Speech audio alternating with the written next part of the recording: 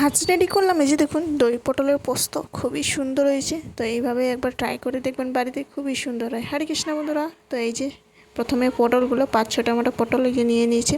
সুন্দর করে 2 সাইজ করে কেটে ছুলে আমরা ভালোভাবে হলুদ লবণ দিয়ে ভেজে নিয়ে নেব একটু তেলের মধ্যে।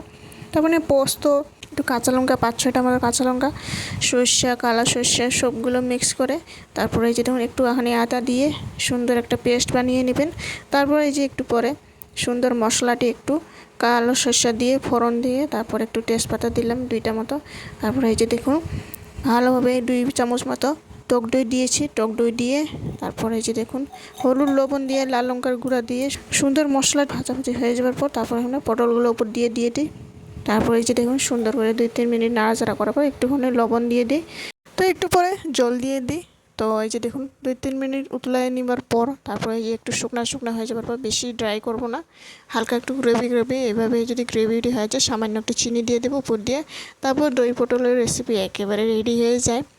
যখন কোনোটাই সবজি যদি ভালো না লাগে তাহলে এরকম সবজি বানিয়ে তো ঘরে এইভাবে একবার ট্রাই করে দেখবেন, খুবই ভালো লাগবে। তো এই যে একটু পাট পাতা ছিল, পাট পাতাটি সুন্দর আজকে দিয়ে বেসন দিয়ে সুন্দর বড়া করলাম, খুবই ভালো হয়েছে। এই যে দেখুন তো পাট পাতা বড়া, আর এদিকে ডাইল করেছিলাম লেবু সাথে। তারপরে আজকের মেনু তো এই যে পটলের পোস্ত, দই পটলের পোস্ত। তো বন্ধুরা আজকের ভিডিওটি কেমন হয়েছে অবশ্যই লাইক করে জানাবেন। তো দুপুরে রান্নাবান্না শেষ করে নেওয়ার পর, খাওয়া দাওয়া করে নেওয়ার পর তো আমরা চলে গেছিলাম নাট মন্দিরে। তো মন্দিরে দেখে আজকে তো ঝুলন যাত্রা, প্রথম ঝুলন যাত্রা। তো ঝুলন যাত্রা এই যে দিনে আজকে মন্দিরে দর্শন করতে এসেছি রাধা মাধবকে, খুবই সুন্দর লেগেছে। ঝুলন 3 দিন থাকে, তো রাখি পূর্ণিমার দিনে শেষ, ওই দিনে শেষ হয়। তো এই যে আজকে রাধা গোবিন্দকে কি সুন্দর লেগেছে।